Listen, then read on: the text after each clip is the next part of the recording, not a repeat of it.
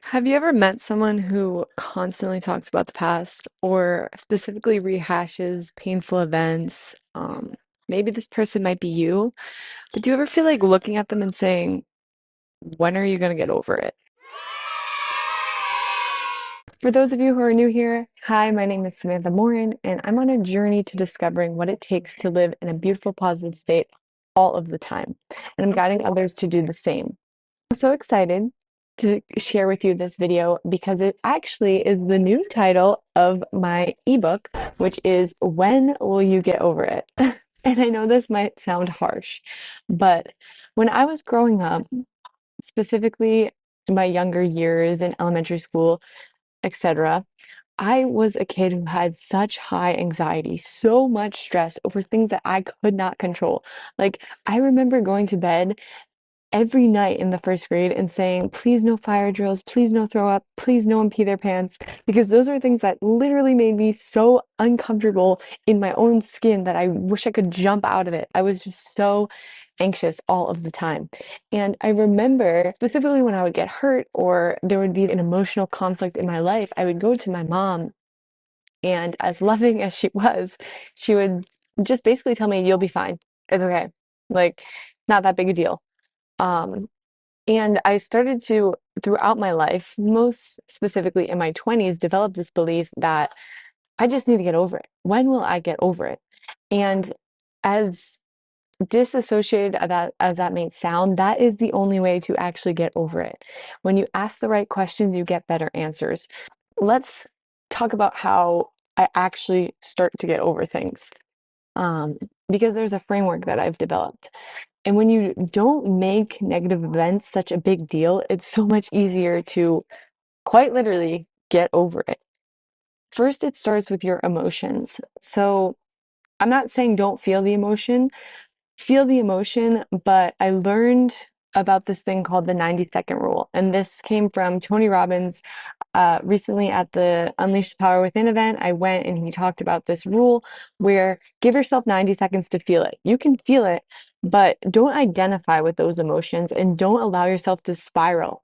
I used to be someone that if I was upset or angry or sad, whatever negative emotion that was, I would spiral down. I would identify with that feeling and I would make myself feel worse and worse and worse. I mean, we've all been there. Someone makes you mad, they say something that pisses you off, and then they're like, oh, sorry, I didn't mean it. But in your head, you're like, oh my God, like they did mean it. And you start spiraling and you get mad and more mad, more mad, more mad. And instead, pause that emotion, feel it. That didn't feel too great, and move on. Let it go. It's so much easier to just let go. And this is totally a muscle that I build every day and I practice. Um, but essentially, just don't let your emotions spiral. At the end of the day, it doesn't feel better to be more sad. It doesn't feel better to be more mad. It feels better when you let go. Um, and the next thing that really helps uh, after you feel the emotion is to change your language around the emotion. So, what I mean by that is something Ryan and I do. This is on a daily basis now. If something bad happens, bad, which is all relative and subjective to the person, but when something doesn't go our way, instead of being like, this is terrible, oh my God, this is the worst situation that's ever happened, we just stop and we say, well, that's totally not awesome. And just those changes in a few words has helped us get over a lot and avoid that negative feeling and kind of spiraling, like I was just referring to. So, changing your language from it being contractive to it being more expansive. And another thing about language is that it creates the meaning you give things. So when we say that's totally not awesome, it's like, yeah, that's not awesome, but I can still move on. I can still live. When people say this is the end of the world or, oh, this week was hell, there's so many things that we just naturally say from day to day that create such a negative feeling within us. And you're telling your brain the meaning of the event, and when you use worse vocabulary than you have to, it's creating a worse internal world, a worse feeling, and lack of control. So language is huge. That is honestly my jam. That is what I'm all about, is changing my language, because you can do it right now. You can do it in the moment, every moment. and it instantly makes you feel better. And you don't have to lie to yourself. Like if something really terrible happens, you don't have to say like, this is great. I'm so happy. Like your brain is like, okay, BS.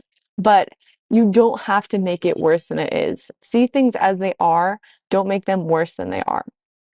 And that leads me to the power and problem with I am statements. A lot of people these days will say, I am depressed, I am anxious, I am insert negative connotation word.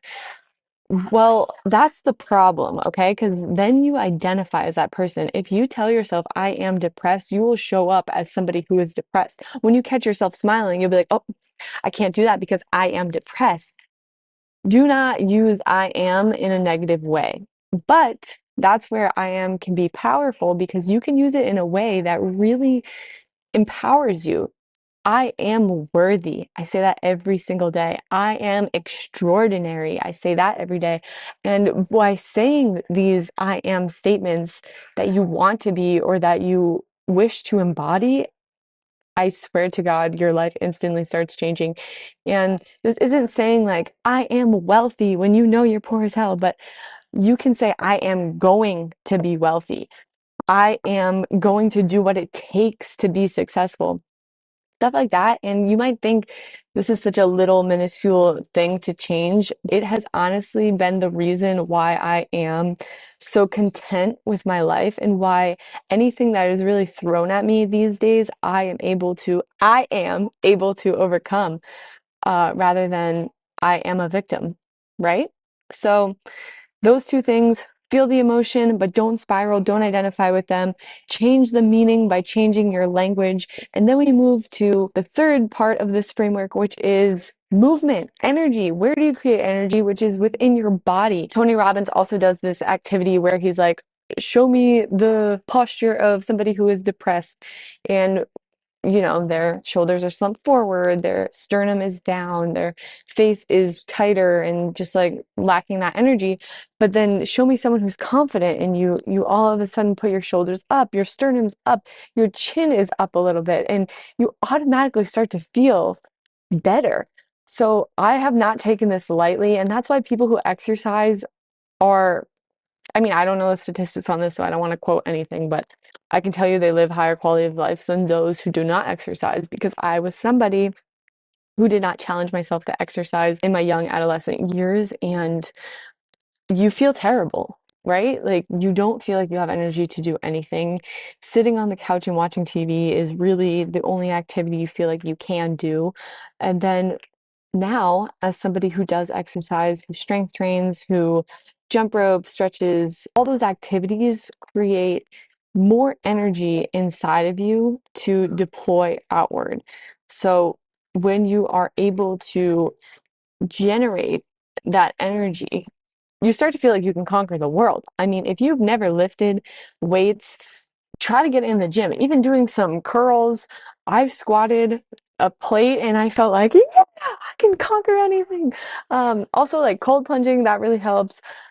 Which I should take my own advice and really start cold plunging again because that is instant. Your nervous system has changed. So, some bonus tips of this framework: after you feel your emotions, you change the meaning with your language and you use your body to really take action and to energize yourself. Focus on nutrition and sleep. Those are huge. So, nutrition wise, if you're eating junk, you're going to feel like junk. Input really is output. And I used to be that person that when someone would say, your body is your temple, I'd be like, yeah, right, whatever. I'm going to eat whatever I want. But that is not the case. Actually, these past few days, I have kind of been eating out of alignment with my typical diet, a lot of cheesecake, a lot of pizza, and I feel lower energy. I don't feel as great and as mentally sharp. Definitely, I feel less mentally sharp and less like I can conquer things physically.